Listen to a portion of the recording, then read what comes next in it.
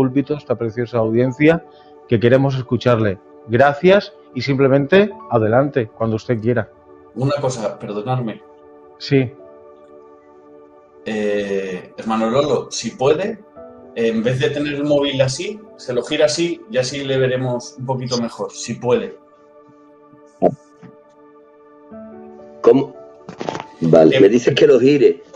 En horizontal, sí, eso es. Así mejor. Muy bien, así le vemos. Espera un momento que se me ha ido otra vez. Claro, es que... Espera un momento que se me ha ido. De mi teléfono se me ha ido. A ver ahora. Ahora. ¿Ahí va bien? Ahora. Ya está. Perfecto. Yo creo que el retorno llega, pues eso, con mucho espacio. Me creo. Sí. Vale. Perfecto. Vale. Ahora se escucha bien. Cuando usted quiera, hermano Lolo, como le he dicho, adelante, lo que tenga de parte del Señor. Aquí estamos para escuchar. De acuerdo. Pues bien, sin más pérdida de tiempo, vamos a entrar a compartir lo que Dios puso en mi corazón, o lo que yo creo que Dios puso en mi corazón. Al final veremos si realmente fue Dios el que lo puso o sencillamente fui yo el que me incliné por el tema que os voy a compartir. Y digo que lo veremos al final porque si fue Dios el que lo decidió, de seguro que tendrá un producto positivo en cada uno de los corazones que hoy puedan estar escuchando la palabra del Señor. Antes que nada, saludarles a todos, decirles que es un placer para mí y un honor el poder estar entre vosotros, que no pude estar antes, no pude conectarme al comienzo de la emisión, pero que estamos aquí, que parece ser que superamos los problemas de audición y también de visión, y que por lo tanto vamos a entrar rápidamente a compartir lo que Dios puso en mi corazón. Os voy a compartir acerca de un tema conocido, muy conocido por todos nosotros. Voy a hablar de la sexta palabra de las 7 que Jesús pronunció mientras que estuvo en el Calvario. Voy a hablar de lo que nos narra el Evangelio según San Juan en el capítulo 19, verso 30. Vamos a leer el texto y después rápidamente vamos a estar entrando a intentar dilucidar, a intentar profundizar y sacar las lecciones extraordinarias que este breve texto pueda tener para cada uno de nosotros. Como os decía, Evangelio según San Juan, capítulo 19, verso 30, dice así la palabra del Señor. Cuando Jesús hubo tomado el vinagre, dijo: consumado es. Y habiendo inclinado la cabeza, entregó el Espíritu. Donde yo voy a poner el acento de este texto va a ser en la parte en la que nuestro Señor dijo: consumado es. Como ya os decía, esa palabra nuestro Señor la pronuncia mientras que está suspendido entre el cielo y la tierra en la cruz del Calvario. Ya sabéis vosotros que en las 6 horas que el Señor estuvo crucificado, habló en 7 ocasiones. Esta es la sexta de las 7 palabras que el Señor pronunció en la cruz.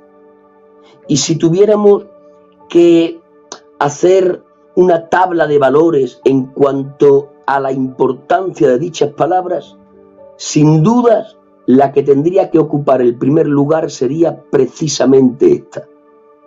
El resto de las palabras que el Señor dijo mientras que estuvo en la cruz podrían usar distintos lugares y no alteraría el producto. Pero esta, indudablemente, en cuanto a importancia, tiene que indiscutiblemente ocupar el primer lugar.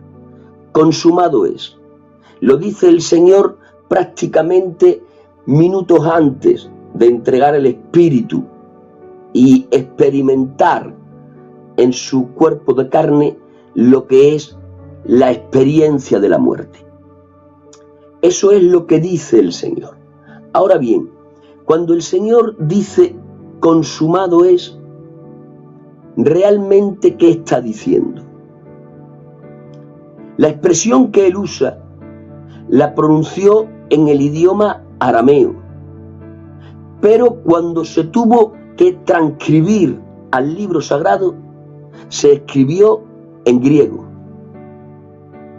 Y esa palabra, consumado es, en griego, se pronuncia tetelestais, tal cual yo lo he pronunciado, tetelestais.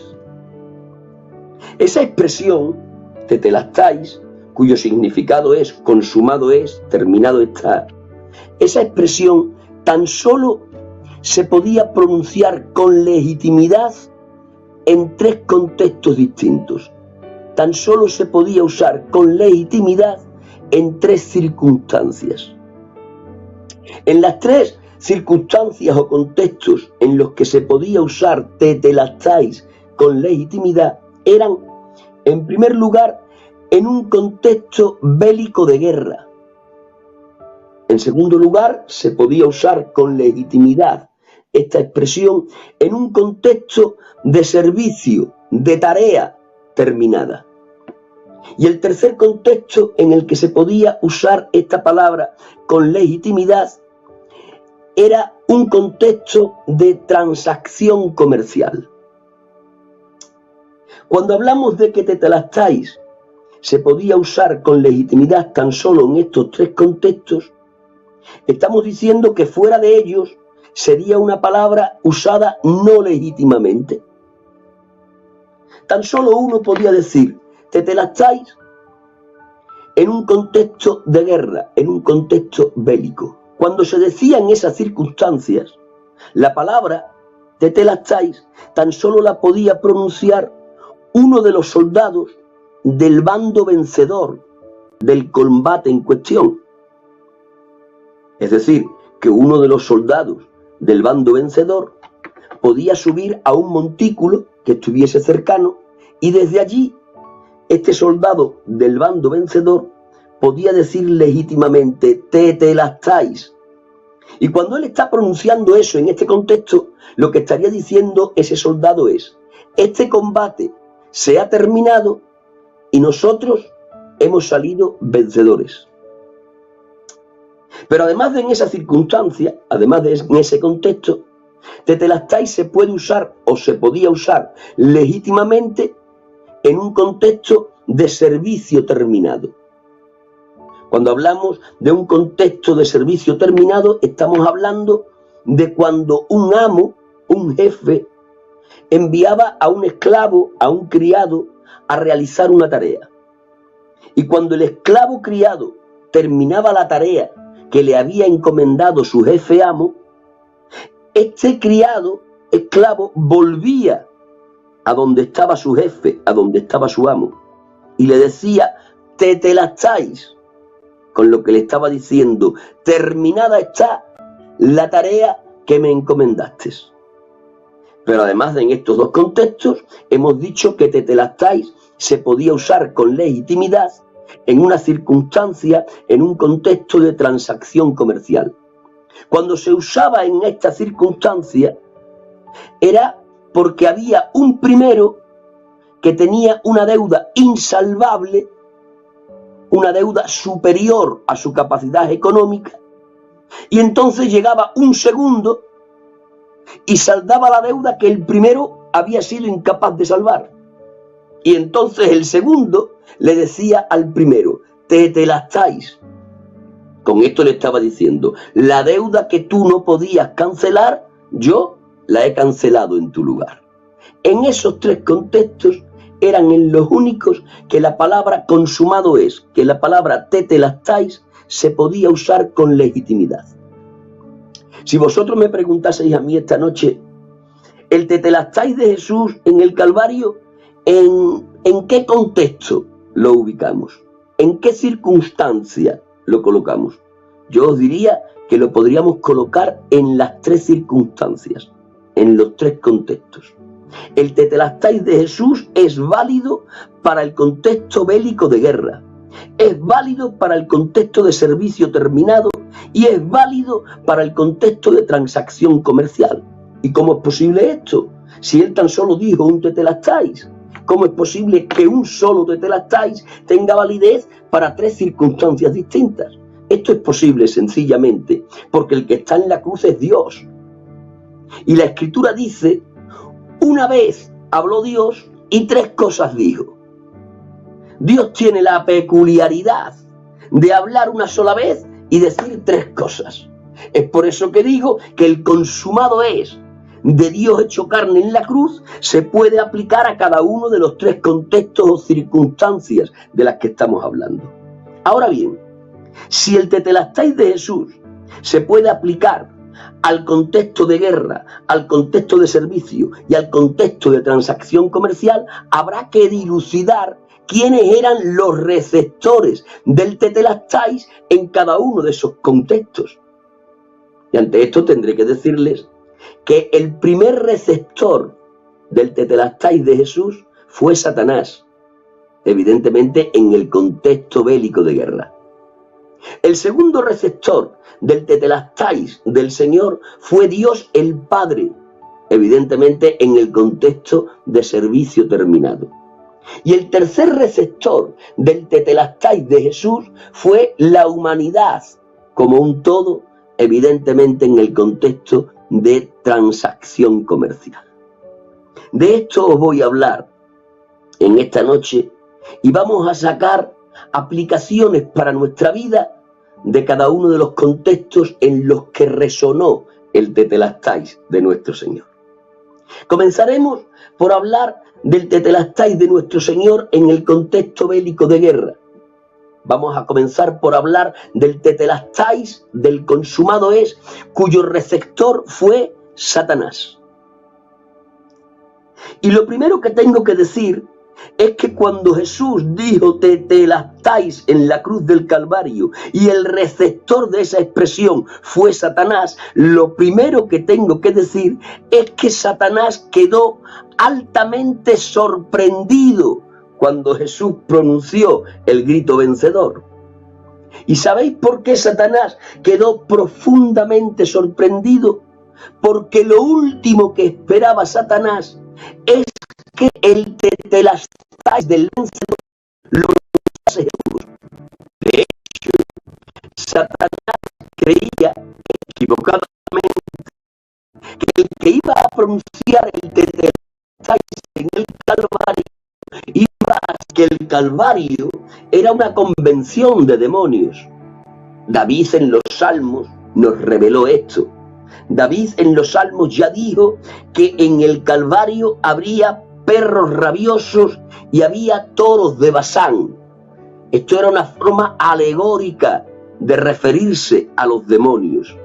David nos desvela que el Calvario es una concentración de demonios como nunca ha visto, nunca antes.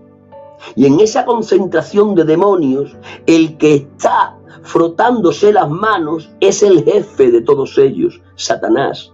¿Por qué?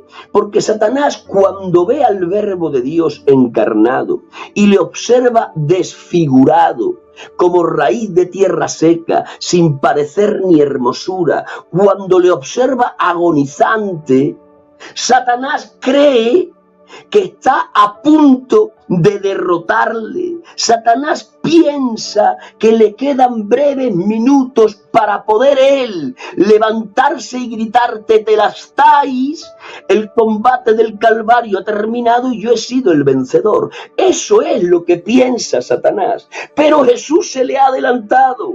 Antes de él pronunciar nada, Jesús ha dicho tetelestai, y cuando Jesús ha dicho eso dirigiéndose a Satanás, cuando Satanás es el receptor de ese tetelestai de Jesús, lo que Satanás en su oído está escuchando es que Jesús acaba de decir: el combate del Gólgota ha terminado y el vencedor he sido yo.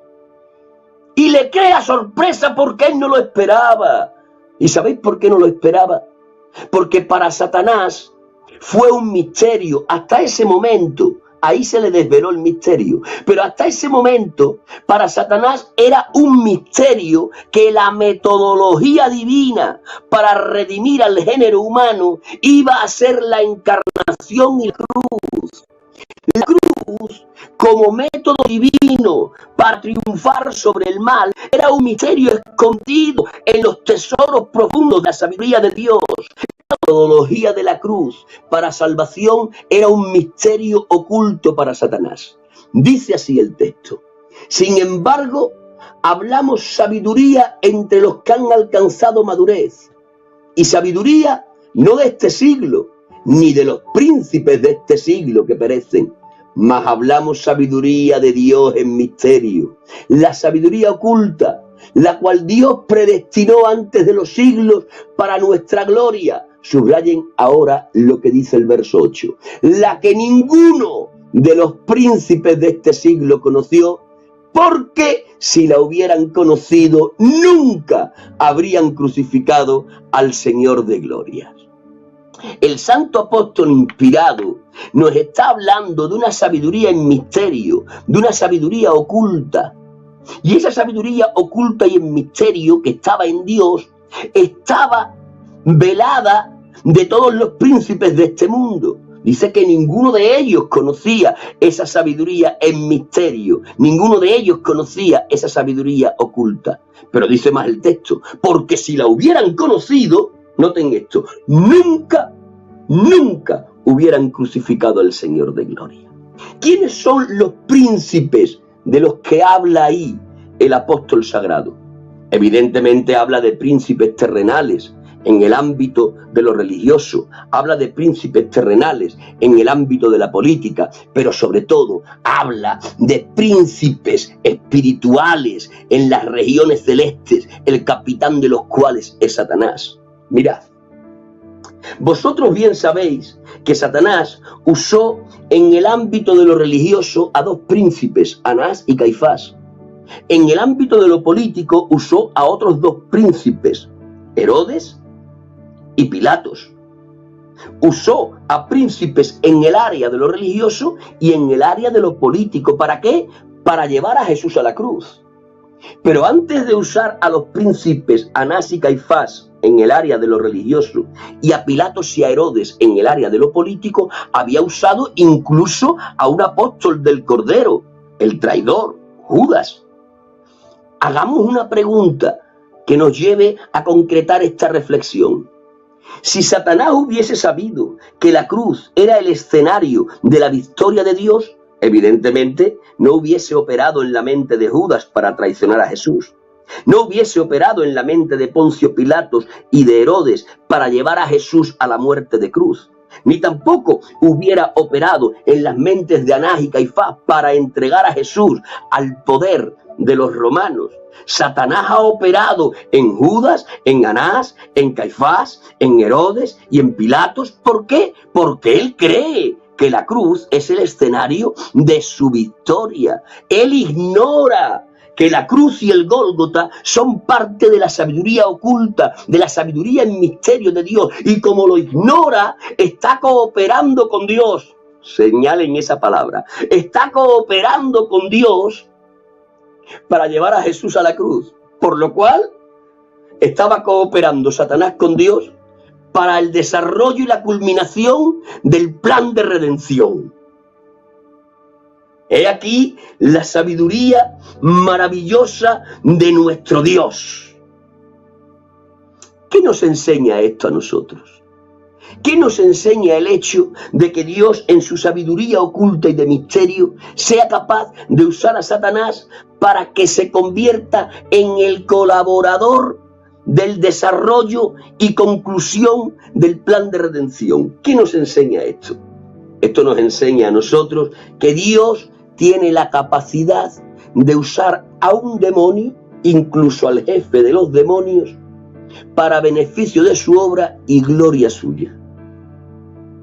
Hubo un predicador de renombre que enseñó esto que yo estoy diciendo, comprimiéndolo en una sola frase.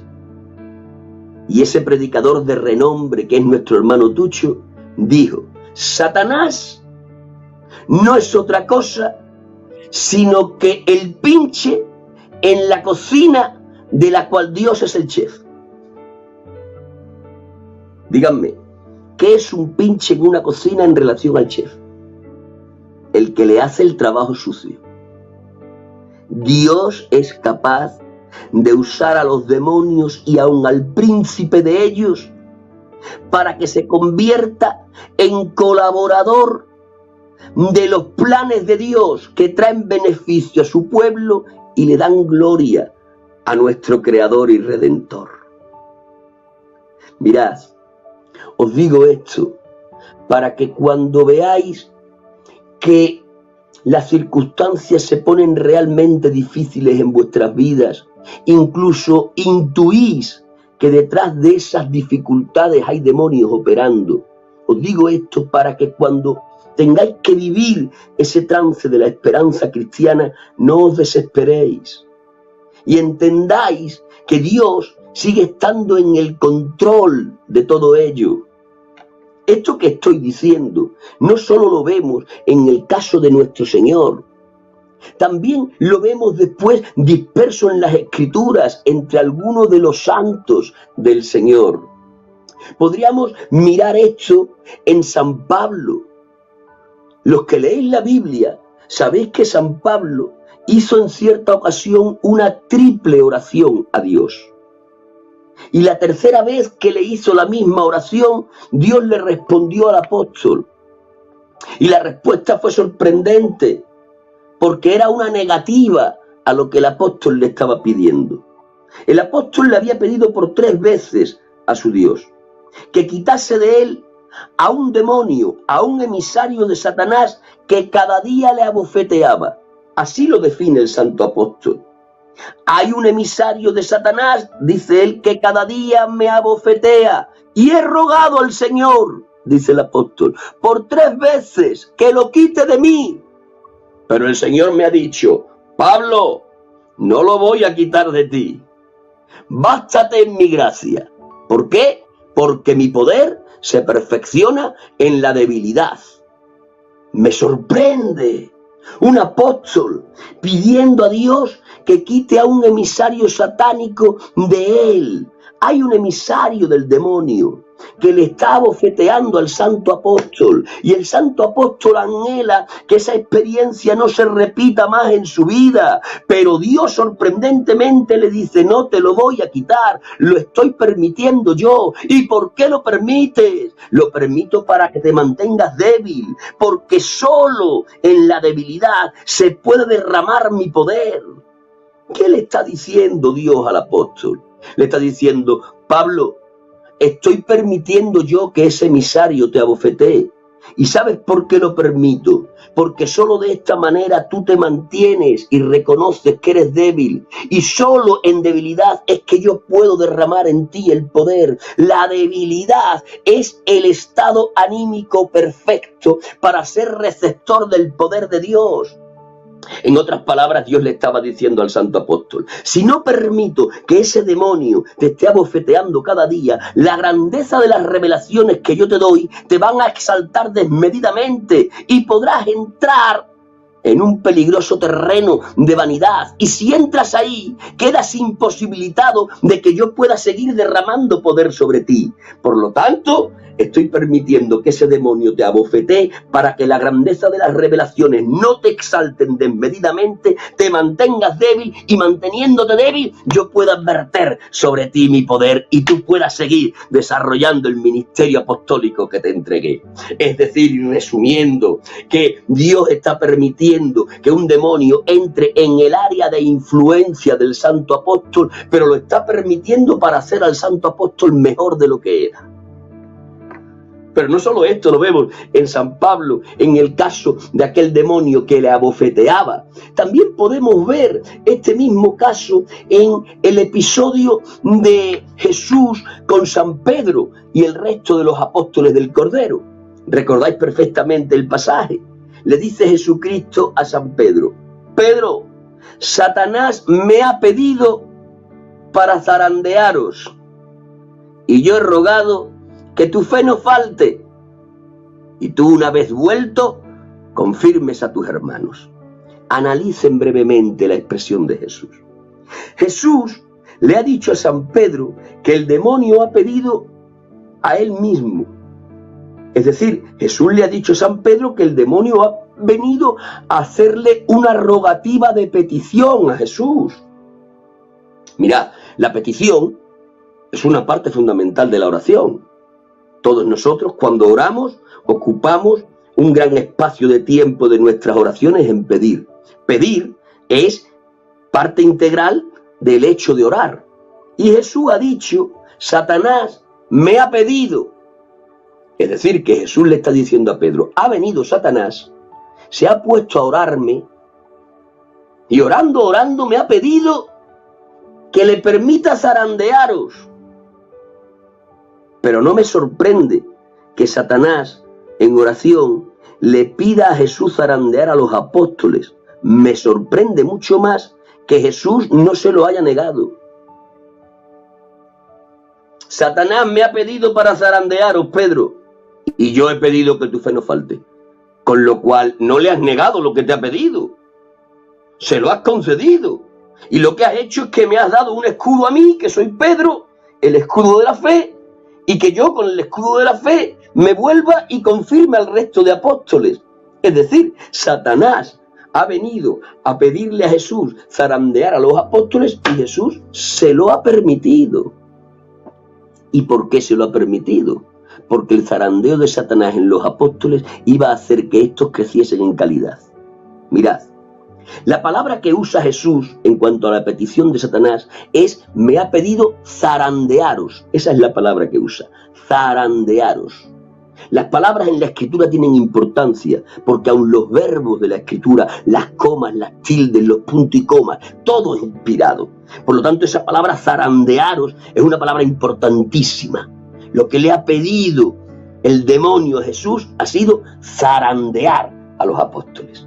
Esa palabra zarandear procede de un utensilio de albañilería, que es tan antiguo ese utensilio que ya se usaba en el antiguo imperio egipcio, cuanto más en los tiempos de Jesús.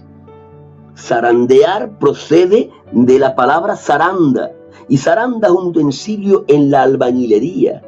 ¿Para qué servía y para qué sirve la zaranda? Sirve para purificar la arena que después tiene que hacer o ser parte del cemento. Si nosotros estuviésemos de peón de albañil y el maestro albañil nos pidiese que empezásemos a hacer cemento, nosotros lo primero que haríamos sería tomar una pala y tomar arena, y esa arena la echaríamos en la zaranda y empezaríamos a mover la zaranda. ¿Con qué propósito? Con el propósito de que las piedras que había entre la arena se quedasen fuera y tan solo la arena pudiese ser parte del cemento que íbamos a hacer. Es decir, la zaranda lo que hacía era separar la arena de las piedras. Lo que hacía era hacer a la arena más pura. Le ha dicho el demonio a Jesús, déjame zarandear a los apóstoles. Y Jesús se lo ha permitido. ¿Sabéis por qué? Porque sabía Jesús que del zarandeo que Satanás iba a llevar a cabo con los apóstoles, estos iban a crecer en calidad. Es decir, que cuando Dios permite que un demonio entre en nuestra área de influencia, lo permite para que después nosotros a la postre estemos creciendo en santidad. Es decir, para que seamos mejores. Mirad, quiero ilustraros con un ejemplo más esta primera verdad que os estoy compartiendo. Volviendo al apóstol San Pablo.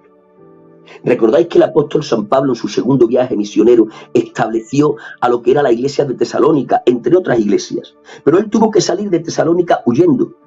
¿Por qué? Porque su vida corría peligro. Los enemigos del evangelio le querían matar. Pero ha quedado establecida una pequeña iglesia en Tesalónica y él ha tenido que salir huyendo a causa del peligro que corría su vida. Sin embargo, estando fuera de Tesalónica, el santo apóstol se informa de que ahora la persecución se ha desencadenado contra los miembros de Tesalónica. Y entonces el santo apóstol, con corazón de padre, decide volver a Tesalónica. ¿Para qué? Para consolar a los miembros de la iglesia que también están siendo perseguidos. Pero curiosamente, dice la primera carta a los tesalonicenses, que el apóstol lo intentó una y otra vez, y sin embargo no lo consiguió. Y el apóstol nos explica el por qué no consigue volver a Tesalónica, aunque lo intentó reiteradamente. Dice que no lo consigue porque Satanás nos estorbó. De hecho, literalmente el texto dice, una y otra vez dice el apóstol dirigiéndose a los tesalonicenses, una y otra vez he intentado ir a vosotros, pero Satanás me estorbó. A mí no me extraña que Satanás estorbe al apóstol del Señor, es parte de su trabajo. Lo que me extraña es que lo consiguiese. La iglesia de Tesalónica era del equipo de Dios. El apóstol San Pablo era del equipo de Dios. Pero Satanás es del rival de Dios, del equipo contrario. Si el apóstol del equipo de Dios quiere ir a ver a la iglesia del equipo de Dios, porque Dios permite que Satanás lo estorbe y lo consiga. ¿Por qué? Yo siempre creí que Dios apoyaba a los que son de su equipo y no a los que son del equipo contrario. Pero en esta ocasión parece que mi creencia se desvanece. Una y otra vez he intentado ir a vosotros y no he podido. ¿Por qué? Porque Satanás me estorbó, me salió al camino y en ese estorbo consiguió que yo no pudiera ir a vosotros. Preguntemos, ¿por qué Dios permite que Satanás estorbe al apóstol y lo consiga? Sencillamente porque fue a causa del estorbo satánico que el santo apóstol tuvo que cambiar de estrategia para poder llegar a los tesalonicenses. El apóstol San Pablo dijo, físicamente no puedo ir a vosotros, Satanás me estorba y lo consigue, pero ya que no puedo ir físicamente, voy a llegar a vosotros a través de las cartas. Y es entonces que el apóstol escribe primera de Tesalonicenses y segunda de Tesalonicenses también. Y llega a los tesalonicenses a través de la escritura, ya que no lo puede hacer físicamente. ¿Y qué ocurre eso? ¿Qué trajo eso consigo? Trajo consigo que esas dos cartas que escribió el apóstol, dirigidas en primera instancia a la iglesia de Tesalónica, pasaron a formar parte del canon escritural. Aquellas dos cartas pasaron a ser parte del libro sagrado. Y en esas dos cartas hay muchísima información y toda ella es una información extraordinaria, pero sobre todo en esas dos cartas hay información de carácter escatológico. Hay ciertas informaciones ahí en relación a los últimos tiempos que si no se hubieran quedado esas cartas en el canon sagrado, nosotros no hubiéramos conocido tanto del final de los tiempos como hoy día conocemos. Ahora os pregunto, ¿por qué se escribieron esas cartas? ¿Que han traído bendición por miles de años a la iglesia? ¿Por qué se escribieron esas cartas que son una bendición por miles de años a la iglesia? ¿Por qué se escribieron? Porque Satanás nos estorbó y Dios lo permitió. El estorbo satánico da a luz la escritura de las cartas y la escritura de las cartas trae una bendición de conocimiento a la iglesia por más de 2000 años a día de hoy. Se vuelve a repetir el principio eterno y es que cuando Dios permite que un demonio entre en la esfera de influencia de sus hijos es sencillamente porque a través de esa experiencia que al presente parece amarga va a traer un fruto de bendición en el futuro. Por lo tanto, hoy te quiero decir que cuando el enemigo entra en nuestra esfera de influencia y nos quedamos en ocasiones un tanto desconcertados, recordemos que Dios sigue estando en el control y si lo está permitiendo es porque a través de esa experiencia nos va a hacer muchísimo mejor. Tetelestáis, le dijo Jesús en la cruz, en el contexto de guerra, a aquel receptor primero que fue Satanás. El combate del Calvario se ha terminado y yo he sido el vencedor. Mi sabiduría oculta y misteriosa ha hecho uso de ti para que al final te conviertas en el cooperador del plan de redención. Bendita sea la sabiduría misteriosa y oculta de nuestro Dios. Pero dijimos al comenzar que tetelestáis con legitimidad no tan solo se podía usar en un contexto bélico de guerra, sino también en un contexto de servicio terminado. Y dijimos que cuando tetelestáis se usaba en esta circunstancia de servicio terminado era porque un esclavo había recibido una orden de un amo. Y este esclavo obediente al amo terminaba la tarea y al terminarla se volvía, se presentaba delante de su amo y le decía: tetelestáis, consumado es, el trabajo que me diste está cancelado, está terminado. Cuando el Señor dijo tetelestáis, y ese tetelestáis único se incrustó en este segundo contexto, tenemos que decir que el receptor del tetelestáis segundo era Dios el Padre. Y era Dios el Padre, sencillamente porque el Padre, en el plan de redención, ejerce de amo. Y el Hijo, en el plan de redención, ejerce de esclavo. Y el Hijo, ejerciendo de esclavo, dice tetelestai en la cruz, siendo el receptor el Padre. Y en ese tetelestai que el Hijo como esclavo le está dirigiendo al Padre como amo, le está sencillamente diciendo: el trabajo de redención que me diste para hacer está terminado. Ahora bien, ¿por qué digo yo que el Hijo hace de esclavo en el plan de redención y el Padre hace de amo? Digo esto porque es esto lo que nos enseña el contexto escritural.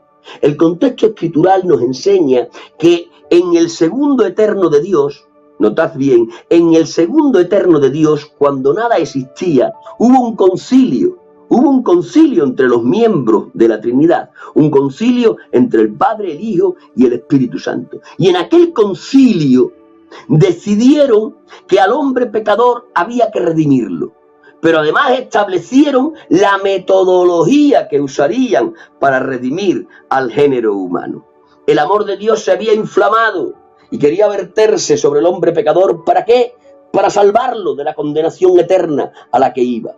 Pero cuando ese amor se ha inflamado, evidentemente no ha dejado de tener en cuenta a su justicia, como de igual manera la justicia y el amor no dejaron de tener en cuenta a la santidad. En el concilio deciden que van a salvar al hombre pecador, pero tienen que decidir qué metodología van a usar.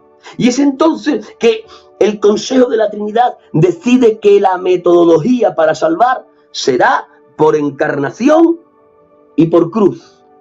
Y cuando han decidido la metodología, tienen que empezar a repartirse los papeles en este drama, los papeles en el desarrollo de la tarea de redención. Y es entonces cuando están en la decisión de repartir los papeles que ocurre lo que dice el libro de los Salmos, que el Hijo, la segunda persona de la deidad, se adelantó a cualquier decisión del Padre y del Espíritu Santo y voluntariamente dijo: aquí estoy para hacer tu voluntad. En esa declaración que aparece en los Salmos, el Hijo está diciendo al Padre y al Espíritu Santo: el papel de esclavo lo desarrollo yo. Si la salvación se tiene que llevar a cabo por la metodología de la encarnación y la cruz, yo seré el que me encarne. Yo haré de esclavo. Y como consecuencia de tomar él el papel de esclavo, rápidamente, de forma implícita, el Padre tomaba el papel de amo. Y el Espíritu Santo tomaba el papel del nexo de unión entre el amo y el esclavo. Teniendo eso presente, es que se pueden entender expresiones de Jesús, expresiones que han creado mucha controversia, expresiones que han querido quitarle deidad al Hijo. Cuando uno entiende que el Hijo, durante el proceso de la redención o durante el proceso del plan de redención, cuando uno entiende que el Hijo en el proceso y desarrollo del plan de redención está ejerciendo de esclavo del Padre que es el amo, cuando uno entiende eso, entonces no le queda conflicto expresiones del Hijo, expresiones como: el Padre mayor es que yo. El Padre mayor que yo ahora en este plan de redención, porque él ejerce de amo y yo de esclavo. Entonces se entienden expresiones como: nadie conoce el día del regreso del Señor, ni los ángeles del cielo, ni yo, tan solo el Padre. Ahí se entienden, porque estoy hablando desde mi condición de esclavo en relación a mi Padre, que está desarrollando el papel de amo. Es por eso que es el Hijo el que tiene que realizar la función de la encarnación, la función de la vida sin pecado, la función de la entrega a la muerte, la función de la resurrección de entre los muertos, la función de tomar un cuerpo de gloria para no desprenderse nunca más de él. Ahora bien, hay que preguntarle al Concilio de la Trinidad. Yo le preguntaría al Concilio de la Trinidad, si me dejasen, me atrevería a preguntarle: ¿por qué cuando decidís salvar al género humano, por qué el único Dios verdadero tripersonal, cuando decide salvar al género humano, por qué lo tiene que salvar a través de una metodología que sería de tanto padecimiento para él? La metodología que ellos acordaron para salvar al ser humano era una metodología que iba en detrimento de su propia persona, iba en detrimento de su propio ser. ¿Por qué? ideáis una metodología de tan alto precio como que se deformó Dios. ¿No lo dice el apóstol San Pablo? Dice, siendo en forma de Dios, no estimó el ser igual a Dios como cosa que aferrarse, sino que tomó forma de siervo. Dice que se despojó de una forma y tomó otra forma. Eso no es otra cosa que deformarse. ¿Y por qué tomas una metodología que te cuesta tanto? ¿Por qué tomas una metodología en la que te tienes que anonadar? ¿Por qué tomas una metodología en la que te tienes que hacer un pequeño embrión? ¿Por qué tomas una metodología en la que te tienes que sujetar al vientre de una moza israelita que obedece al nombre de María? ¿Por qué tomas una metodología en la que tienes que asumir a tu persona en naturaleza divina, una naturaleza humana compuesta de cuerpo, de alma y de espíritu? ¿Por qué tomas una metodología en la que tienes que nacer en la humildad de un pesebre? ¿Por qué tomas una metodología en la que tienes que asumir todas las limitaciones que por inherencia tiene el género humano? ¿Por qué tomas una metodología a través de la cual tienes que aprender a andar? Dios aprendiendo a andar. Tienes que aprender a comer. Tienes que depender de una mujer, de una triste mujer para subsistir. ¿Por qué tomas una metodología en la que te cansas por andar? Te cansas por andar. Estás experimentando las limitaciones que el género humano tenemos por inherencia. ¿Por qué tomas una metodología en la que tienes que experimentar la sed porque no ingieres líquidos, en la que tienes que experimentar el hambre porque no degustas alimento? ¿Por qué tomas una metodología en la que tienes que ser tentado en todo? En todo. Podéis pensar lo que queráis, en todo. ¿Por qué tomas una metodología en la que te tienen que apresar? ¿Por qué tomas una metodología en la que te tienen que tratar como a un vulgar delincuente? ¿Por qué tomas una metodología en la que te tienen que besar la barba hasta arrancártela? ¿Por qué tomas una metodología en la que te tienen que llenar la cara de putos? ¿Por qué tomas una metodología en la que te tienen que flagelar las espaldas, en la que te tienen que horadar las manos y los pies, en la que te tienen que coronar de espinas, en la que te tienen que atravesar el costado, en la que te tienes que hacer pecado, en la que tienes que soportar la ira del Padre, y todo esto con el desamparo de tu amado? ¿Por qué? Créeme de verdad, si yo hubiera estado en el concilio de la Trinidad, yo me hubiera opuesto a esa metodología. Yo hubiera dicho amén a salvar a los hombres, pero yo hubiera dicho no a esa metodología. Yo hubiera dicho, hazlo de otra manera, Dios. Ahora bien, ¿podría Dios habernos salvado de otra manera? Yo digo rotundamente, entre signos de admiración y en letras mayúsculas, sí, Dios nos podía haber salvado de otra manera. ¿Sabéis por qué? Porque Dios es soberano y omnipotente. Cuando yo digo que Dios es soberano, estoy diciendo que por encima de Él no hay nadie. Él es el jefe supremo. Cuando hablamos de la soberanía de Dios, cuando hablamos de la soberanía divina, estamos hablando precisamente de eso. Yo soy el jefe supremo de todo. Yo miro para arriba y por encima de mí no hay nadie. No tengo que dar cuentas a nada ni a nadie. Pero no solo es soberano, es que además es omnipotente. Y cuando hablamos de que Dios es omnipotente, estamos hablando de que no hay nada imposible para Él. Dios puede hacer agua seca. Dios puede hacer un triángulo cuadrado. Dios puede hacer lo que le dé la gana, porque tiene facultad y poder para hacerlo. Es el jefe y puede hacer lo que quiera. Por lo tanto, ¿nos podía haber salvado de otra manera? Pues claro que sí. ¿Hubiéramos ido nosotros a recriminarle algo si a él le hubiera placido salvarnos de otra manera? Pero ¿desde cuándo el barro recrimina al alfarero cómo tiene que hacer la vasija? Él lo podía haber hecho como le hubiera dado la gana. Ahora bien, si lo podía haber hecho como le hubiera dado la gana, ¿por qué no lo hizo de otra manera y se hubiera ahorrado el terrible sufrimiento de la deformación? ¿Por qué? ¿Sabéis por qué? Porque Dios es un ser de principios.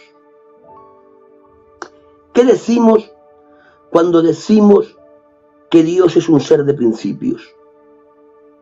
Cuando nosotros señalamos a Dios piropeándolo al decir que es un Dios de principios, lo que estamos diciendo es que Dios nunca va a hacer nada hacia el exterior que no guarde consonancia con el conjunto de sus valores interiores. Cuando hablamos de que una persona tiene principios en términos humanos, cuando yo a cualquiera de vosotros os dijese, el fulano es un hombre de principios, todos entenderían que lo estaba halagando, que lo estaba piropeando. Pero ¿qué le estoy diciendo realmente al fulano cuando digo que es un hombre de principios? Estoy diciendo que es un hombre que en todas sus obras, tiene consonancia su obra con lo que son sus valores internos, sus valores éticos y morales. Cuando hablamos de que un hombre es un hombre de principios, decimos que es un hombre que en su forma de vivir se rige por los valores internos de su ética y por los valores internos de su moralidad. Pues bien, Dios, superlativamente, es un ser de principios. Dios jamás hará algo hacia el exterior que no tenga consonancia con lo que son sus valores interiores. Porque Dios es formal, por eso nos salvó a través de la encarnación y de la crucifixión. Dios se le inflamó el amor, como os decía antes, cuando vio al ser humano perdido. Y dijo, mi amor me dice, hay que salvarlos. Pero Dios no solo es amor, que es una de sus virtudes, sino que también es justicia. Y como Él es el juez justo de toda la tierra, Él, fiel a su justicia, no puede ver un delito y hacer la vista gorda. Si Dios ve un delito, tiene que aplicar una sentencia sobre él. Por lo tanto, vengan conmigo. El amor de Dios dice, sálvalos. Pero la justicia divina, que es otro principio eterno de Dios, uno de los atributos de la deidad, le dice, me parece bien que los quiera salvar por amor, pero no puedes salvar al delincuente, que es el ser humano, si previamente no pagas lo que su delito está reclamando. Todo delito necesita una sentencia. Y para no quebrantar su justicia y poder usar su amor, es que Dios decidió usar la metodología de la encarnación y de la cruz para poder redimir al género humano. Es decir, y por resumirlo, Dios nos salva por la metodología de la encarnación y de la cruz, con todo lo que supuso de negativo para Él, porque es formal. Y mi Dios es formal aun cuando le toca perder. ¿Y esto qué nos enseña a nosotros? Lo que a nosotros nos enseña esto es que a Dios le interesa más lo que somos que lo que hacemos. Esto lo que nos enseña a nosotros es que Dios nunca querrá que hagamos algo que deforme lo que somos. Dios lo que nos enseña con esto es que nuestras acciones externas siempre tienen que guardar consonancia con nuestros principios cristianos internos. En el mundo hay un refrán que dice, el fin justifica los medios. Pero eso vale en el mundo. En el reino de Dios no. En el reino de Dios el fin y los medios tienen que guardar consonancia. No vale hacer en el Señor las cosas de cualquier manera. En el Señor las cosas hay que hacerlas con legitimidad. Y mirad lo que os voy a decir, que no tengo tiempo de extenderme en este punto. Mirad lo que os voy a decir. Si alguna vez en tu vida tienes que decidir irremediablemente entre hacer o ser, decide siempre por ser, porque es más importante lo que eres que lo que haces. El Señor, en la elección de la metodología de redención, nos está enseñando que para Él no es hacer las cosas de cualquier manera. Para Él las cosas hay que hacerlas siempre guardando relación con los principios internos que uno tiene. Que tus principios cristianos sean las intenciones de las que nazcan tus acciones. Y si alguna vez ves que alguna acción no guarda relación con tu intención, entonces examínate y pide perdón al Señor. Pero no solo dijimos que la palabra tetelestai se podía usar con legitimidad en el contexto bélico de guerra, también dijimos que se podía usar en el contexto de servicio terminado, y ya para concluir y no ocuparos mucho más tiempo, dijimos también que esta palabra tetelestai se podía usar con legitimidad en el contexto, en la circunstancia de una transacción comercial en la que un primero era incapaz de saldar su deuda, pero aparecía un segundo y pagaba la deuda que el primero era incapaz de pagar. Cuando tenemos que examinar el tetelestai del Señor en la cruz, en esta circunstancia, en este contexto, tenemos que decir que el receptor de este tetelestai era el ser humano. El ser humano. la humanidad de la que tú y yo somos parte. El tetelestai en ese contexto nos lo estaba diciendo Jesús a nosotros. Éramos nosotros los receptores y Él nos estaba mirando desde el Calvario, y cuando dijo desde el Calvario, mirando a la humanidad perdida, tetelestai, nos estaba diciendo: vosotros sois el primero que no pudo saldar la deuda que tenía, y yo soy el segundo que he venido a saldar la deuda que vosotros erais incapaces de pagar. Cuando el Señor nos ha dicho eso a nosotros, voy a intentar hacerlo breve para no ocupar más tiempo. Cuando el Señor nos ha dicho a nosotros: yo soy el que salda la deuda que vosotros sois incapaces de saldar, cuando el Señor nos ha dicho eso a nosotros, se está implícitamente autoproclamando como nuestro sustituto, como nuestro vicario, como el que ocupa nuestro lugar. Por eso, teológicamente se dice que el sacrificio de Jesús es un sacrificio vicario. Cuando se usa esa palabra en teología, lo que realmente se nos está enseñando es que su sacrificio es un sacrificio en el que Él toma el lugar nuestro, en el que Él es nuestro sustituto. Ahora bien, si el Señor es el que toma nuestro lugar, si el Señor es nuestro sustituto, nosotros tendremos que aclarar algo. Si es mi sustituto el Señor, estando en la cruz, ¿podría yo pensar equivocadamente que lo que yo merecía era una cruz? Digo, no. Lo que yo merecía no era una cruz. ¿Por qué entonces mi sustituto está en la cruz? Si yo no merecía una cruz, yo merecía un infierno. La cruz, realmente, la cruz no es otra cosa que una sentencia judicial de la legislación romana. Eso es la cruz. La cruz es una sentencia de la legislación del Imperio Romano. Cuando un ciudadano de aquel imperio tuviese la ciudadanía romana o no la tuviese, cuando un ciudadano de aquel imperio cometía el delito de sedición, la sedición no era otra cosa que pretender hacer una revuelta contra el poder establecido que era Roma. Cuando cualquier ciudadano de aquel imperio intentaba hacer una sedición, una revuelta, el castigo que le aplicaba la legislación romana era morir por crucifixión. Por lo tanto, la crucifixión no era otra cosa que una sentencia judicial de la legislación del Imperio Romano. Pero yo no merecía una cruz. Yo merecía un infierno. Y tú también. Por lo tanto, si Jesús era mi sustituto, lo que estoy diciendo es que Jesús tenía que pagar el infierno que yo merecía para que yo mañana gozase de la gloria que nunca hubiera alcanzado. Y si esto es así, y os garantizo que es así, si esto es así, entonces tenemos que decir que la cruz hay que mirarla como una dependencia infernal. La cruz es una dependencia del infierno. Tenemos que empezar a renovar nuestra visión de la cruz. La cruz hay que empezarla a ver como lo que es, una dependencia infernal. Lo que está ocurriendo ahí es que Jesús está pagando mi infierno para que yo mañana pueda gozar de su cielo. Él ocupa mi lugar, es mi sustituto, mi vicario.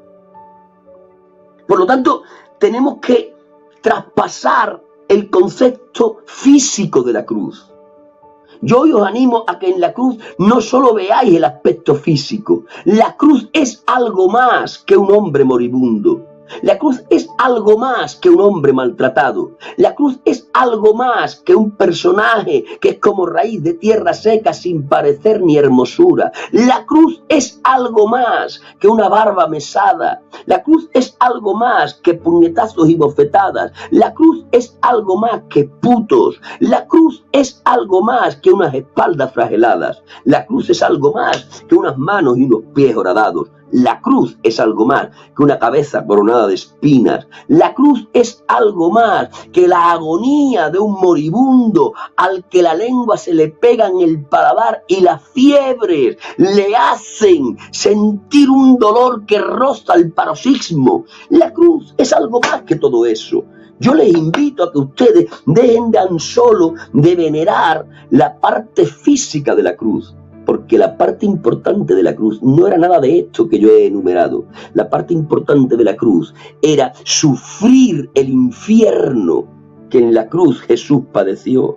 Porque en la cruz el Señor se llevó a cabo, el Señor padeció en la cruz, experimentó en la cruz los tres ingredientes principales del infierno. Por eso digo que la cruz es el infierno, no cuantitativa, pero sí cualitativamente. Él padece en la cruz las tres características, los tres ingredientes principales del infierno. Los tres ingredientes principales del infierno son el pecado, la ira divina y el desamparo de Dios. Si a cualquiera de nosotros nos permitiesen ir al infierno momentáneamente nada más, todos nosotros vamos a ir al cielo, nosotros no vamos a ir al infierno porque Jesús pagó nuestra deuda, porque Él sufrió nuestro infierno para que nosotros mañana gocemos de su cielo.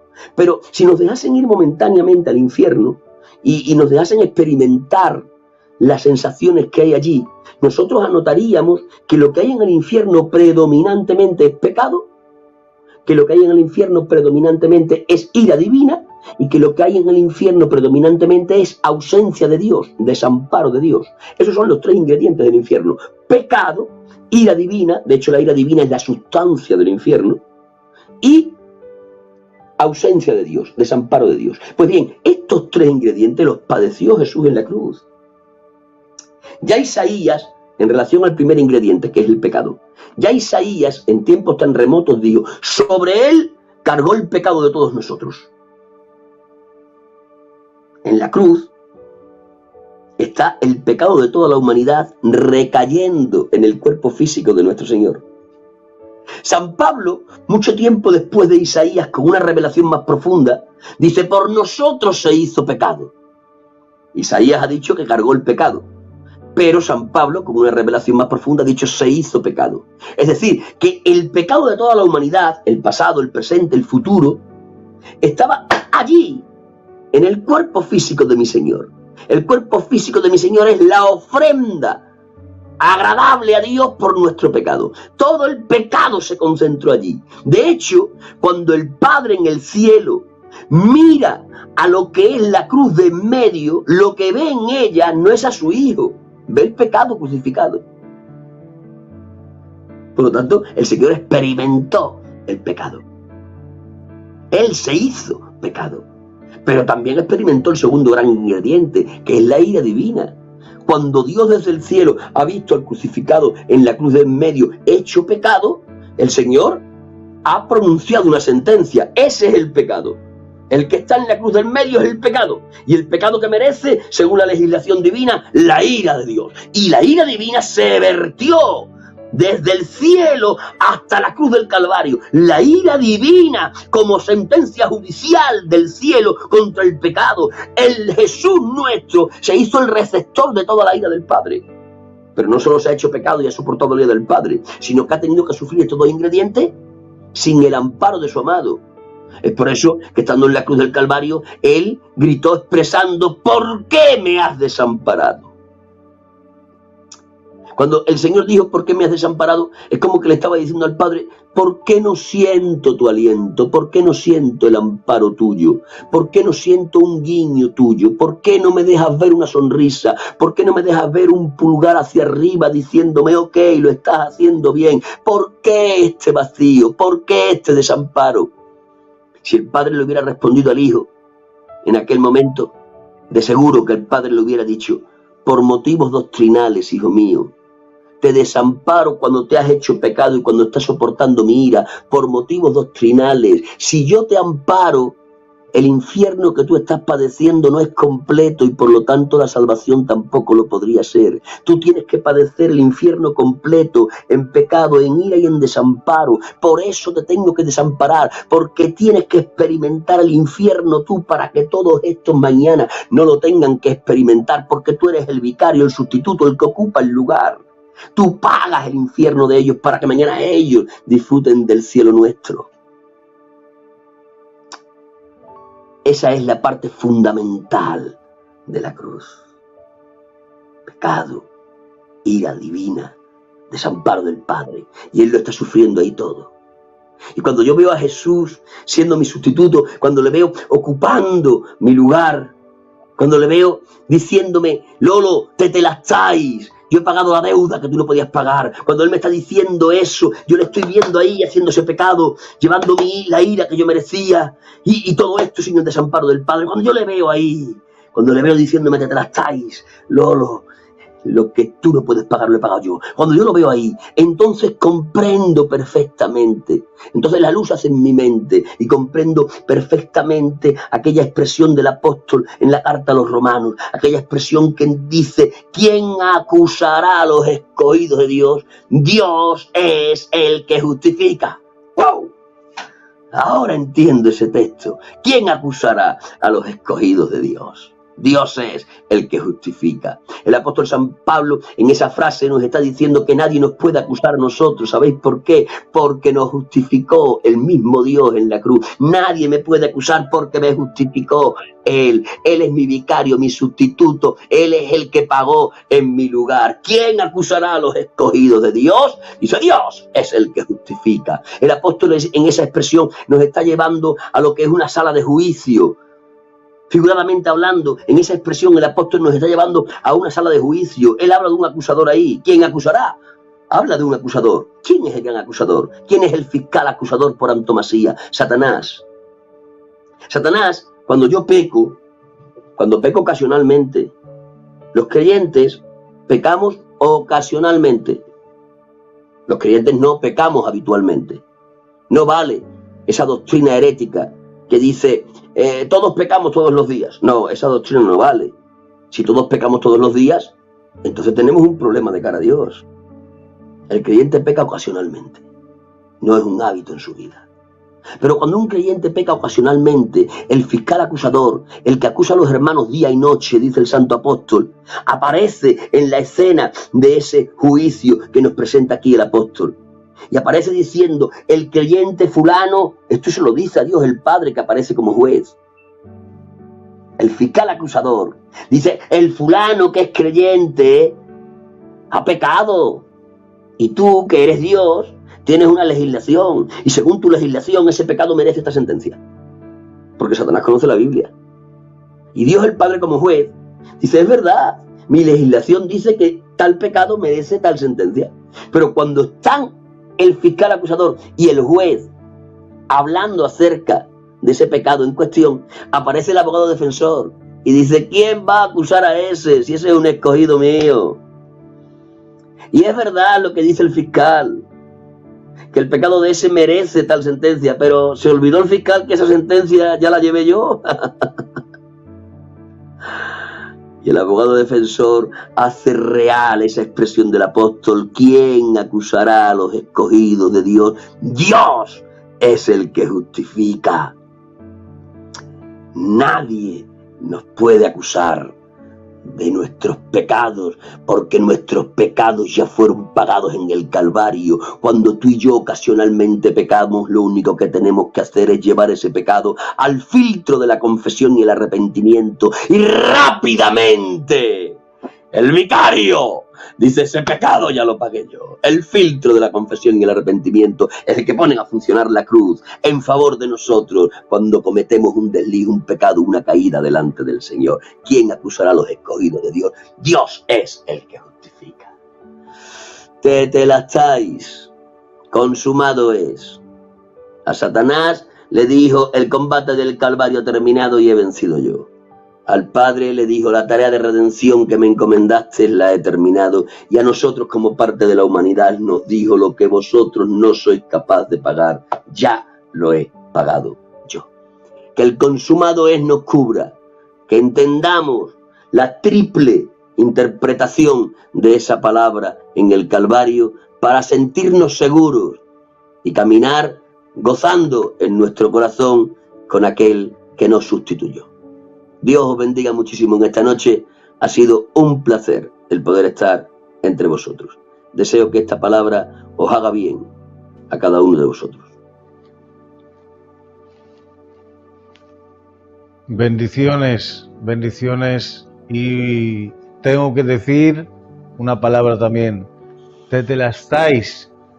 Qué palabra que nos ha traído, bueno, todo lo que usted ha dicho en esta noche, que estas palabras que tenemos, Rafa, Aarón, que mañana volver a escuchar, que tenemos que volver a escuchar, porque es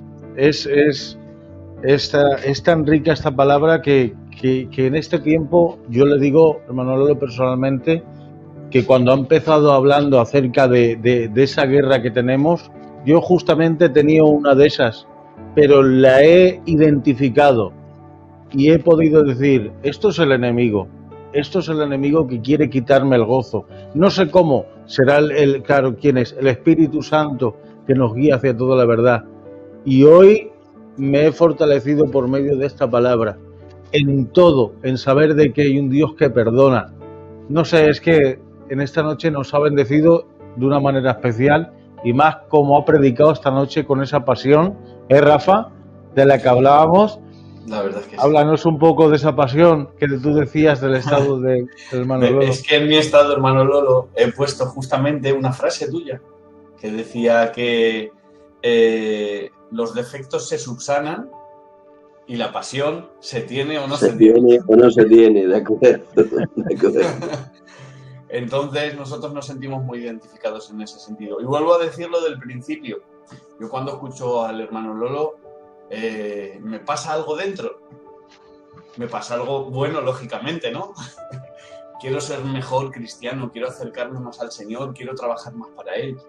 Es lo que me produce la palabra del Señor cuando la escucho de usted, de mucha gente también, lógicamente, ¿no?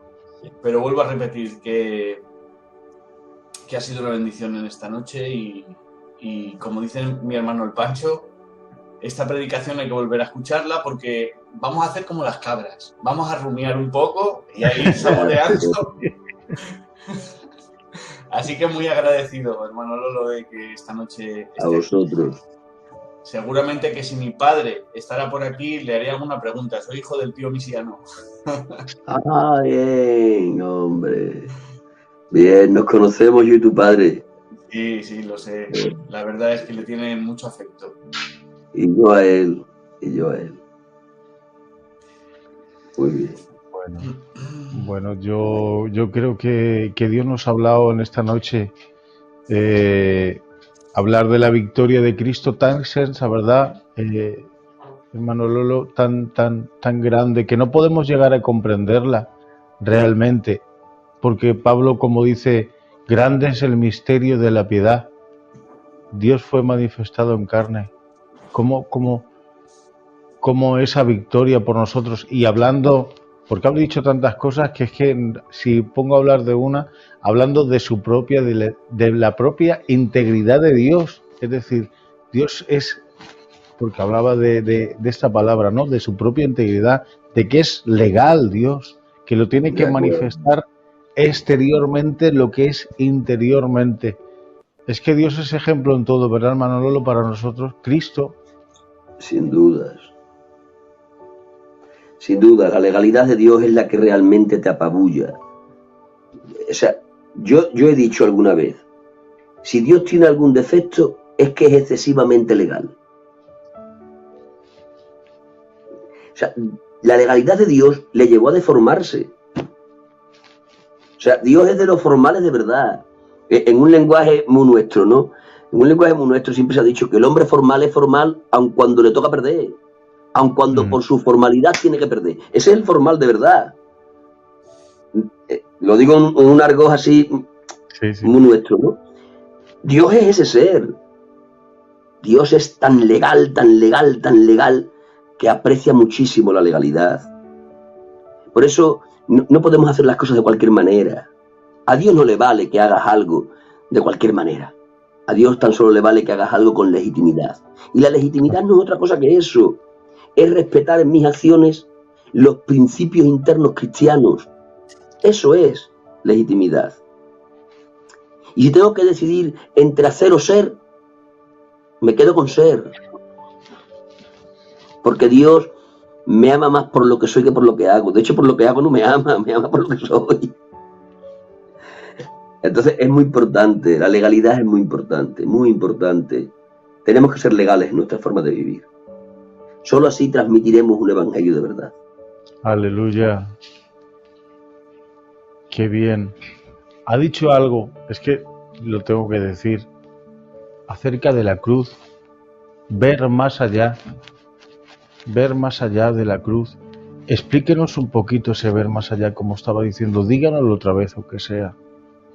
Lo que yo intentaba transmitir con esto es que en muchas ocasiones, como somos emotivos, el ser humano es muy emotivo y la emoción es buena, ¿eh? Yo no rechazo la emoción, yo me emociono muchísimo, no rechazo la emoción como algo malo.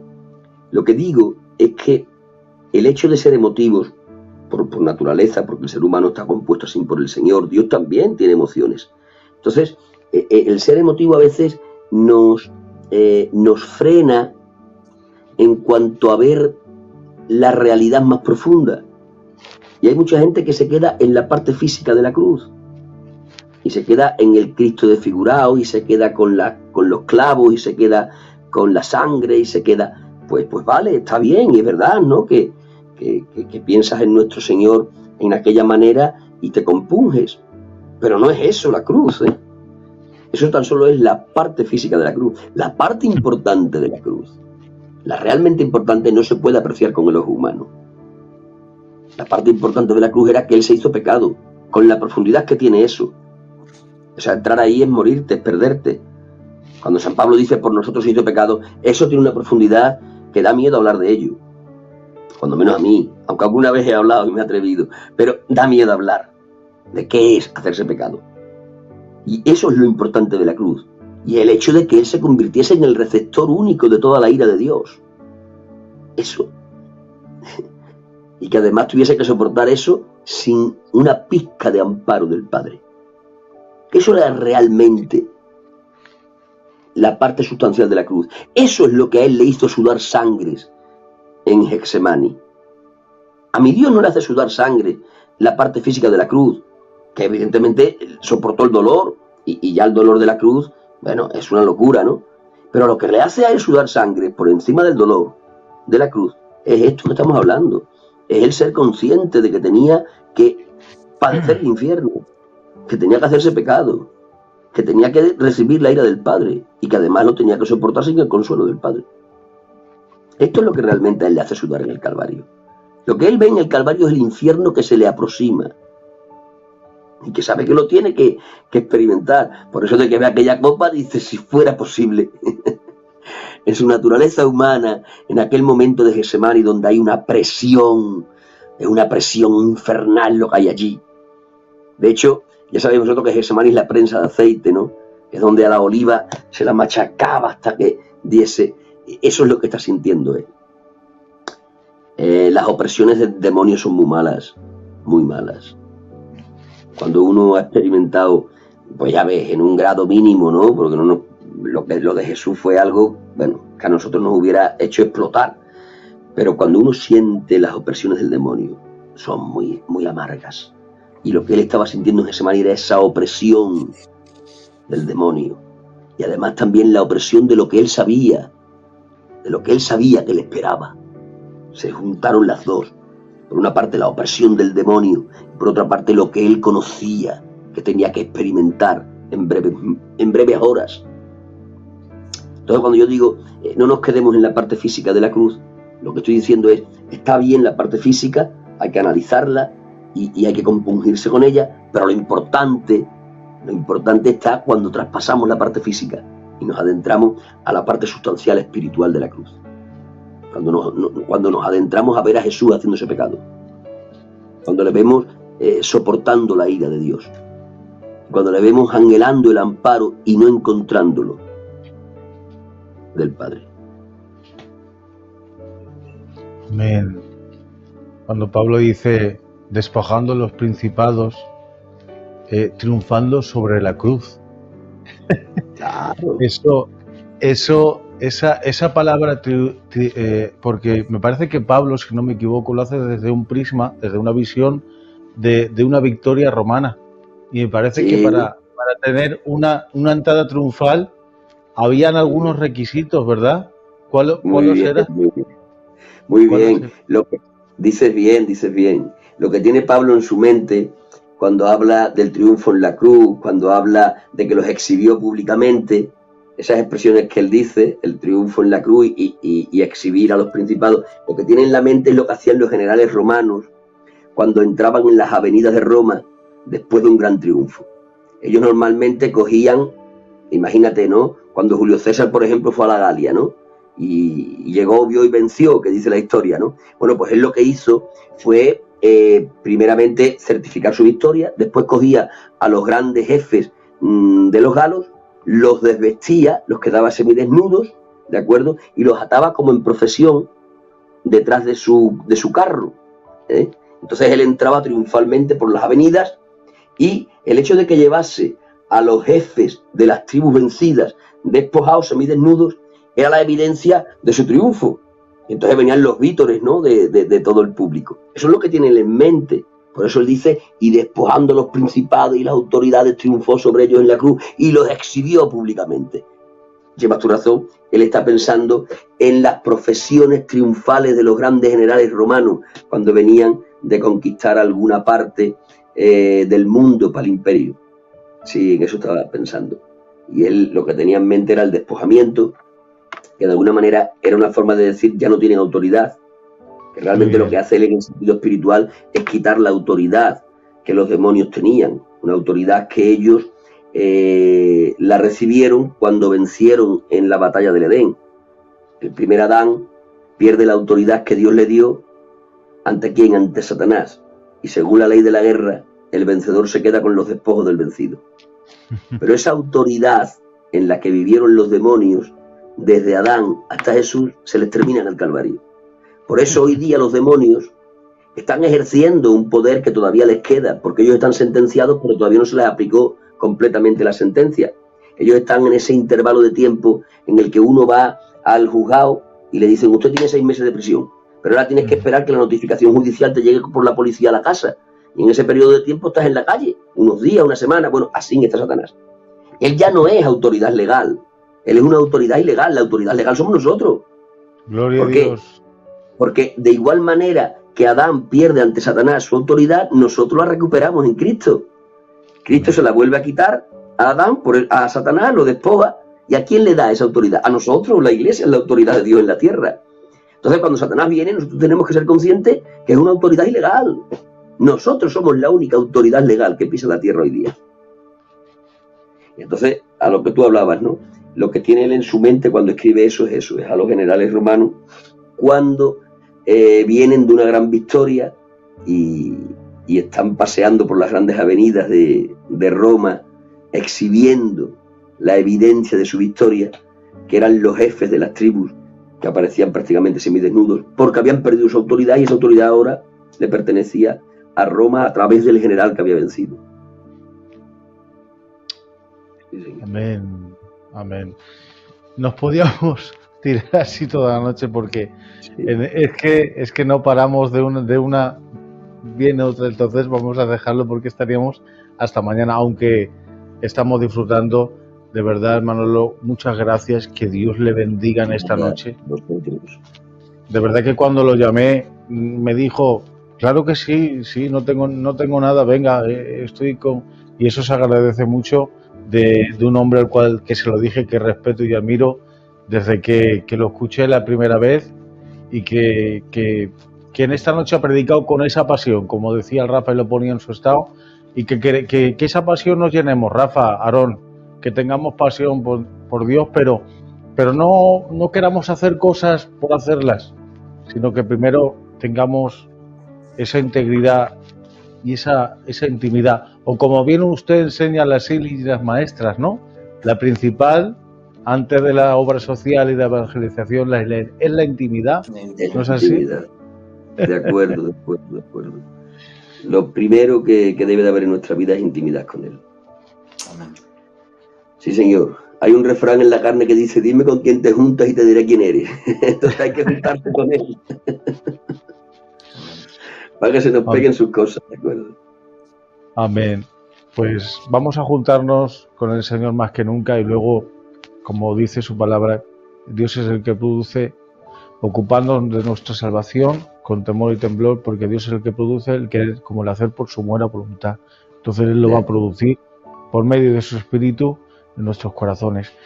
Aarón, que Dios te bendiga. Dios te bendiga. Amén. Que Dios te bendiga, Pancho, y a todos hermanos y hermanas, que el Señor os bendiga en el nombre de Jesús. Bueno, sé que hay algunas peticiones. Hermano Lolo, si es tan amable, ora por las peticiones en esta noche. De acuerdo, oramos en términos generales, ¿no? Por todas. Sí, sí. Di algo en esta noche, Aaron, si quieres también, al hermano Lolo también. Claro que sí, ya que está por Pues aquí. sí. Pues nada, decir en esta noche que estábamos yo y mi casa antes conectados, viendo pues el culto tan precioso que hemos tenido en esta noche,